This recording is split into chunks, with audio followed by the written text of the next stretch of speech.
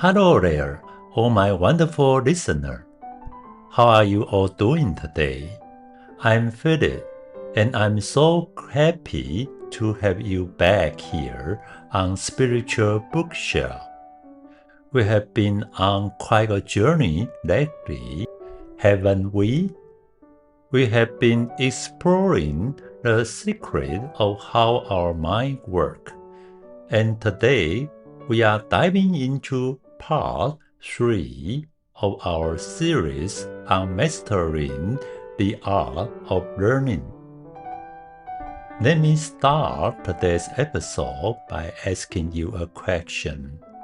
Have you ever felt like you were just pushing too hard? Imagine this. You are studying for a big professional certification, or maybe you are trying to master a brand new language. You sit down at your desk, determined you are memorizing fact like your life depends on it. You are sweating, your head is buried in your book, and you stay there until the sun goes down and the stars come up. You feel like you have conquered the world. But then the moment of truth arrives. You walk into the exam room, or you try to speak that new language to a native speaker, and suddenly, pop!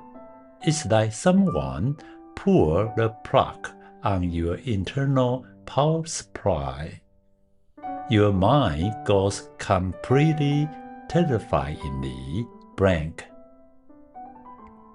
That feeling is incredibly frustrating, isn't it?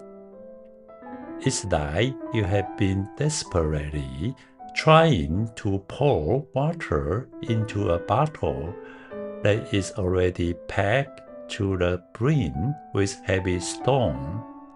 The water just spills over the side.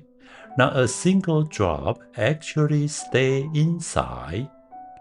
Most people in this situation sigh and think, well, I guess I'm just getting old, or my memory is just failing me.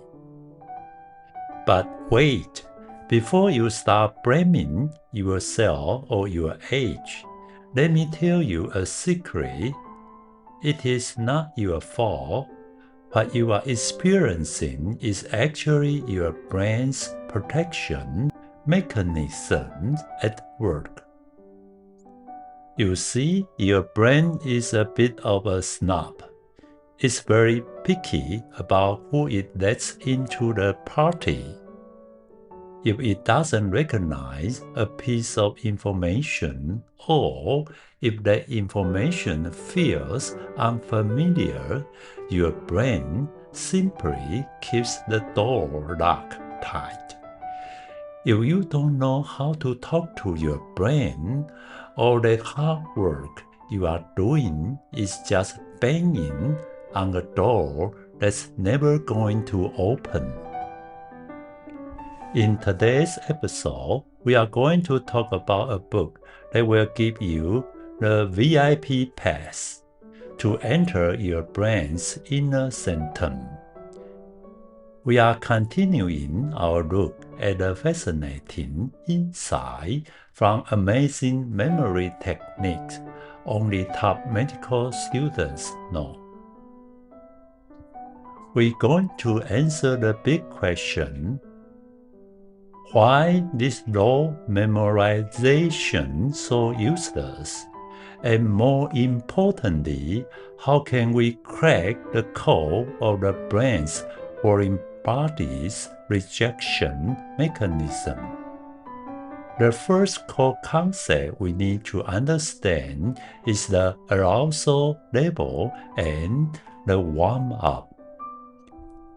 Now, as a neuroscientist, the author of this book has a very important message. Your brain is not a modern light switch. You can't just flip it on and expect to be in a peak state of genius immediately. Instead, your brain is much more like an old-fashioned vintage engine. It needs a proper warm-up period before it can run at full speed. Think about the last time you tried to study right after a long, exhausting day at the office. You are staring at the page, but the words just seem to be floating. They are dancing around, but they are not going in. Why? Because your arousal level is too low. This brings us to a very cool bit of science called the reticular activating system, or the RAS. Think of the RAS as the gatekeeper of your brain. Its job is to manage your brain's efficiency. If your arousal level is low, your RAS decides that you don't have enough attention resources to spare. As a result, information can make the journey from your sense, like your eyes and ears, all the way into the hippocampus, which is the memory center of your brain. This is exactly what office workers often feel like the words are just drifting off the page when they try to read after work. Your gatekeeper has gone on a break. So, how do we fix this? How do we wake up the RAS and tell our brain, hey, it's time to work? The secret is use your body to lead your brain.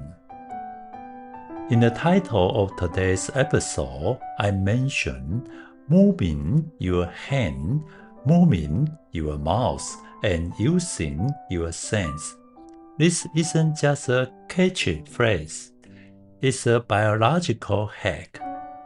When we involve our physical bodies, whether it's writing by hand, speaking out loud, or even just shifting our posture, we send physical signal back to the brain. This signal acts like a jump start for that old engine. Instead of just sitting still and trying to force information in through your eye, try engaging more of your sense. Talk to yourself about what you are learning. Draw a quick diagram. Use different color pens. By doing this, you aren't just reading, you are experiencing the information. You are telling your brain, this is important. Look at all this sense I am using. When you increase the arousal level through physical action, you are basically warming up the engine and opening the gates. Suddenly, the information doesn't look like a foreign object anymore. It looks like a guest that belongs at a party. As we wrap up today's section, I want you to remember that learning shouldn't feel like war against yourself. If you find yourself hitting a wall, stop pushing. Take a moment to warm up that engine. Move your body, engage your sense, and give your brain the VIP pass it needs to truly absorb the world around you.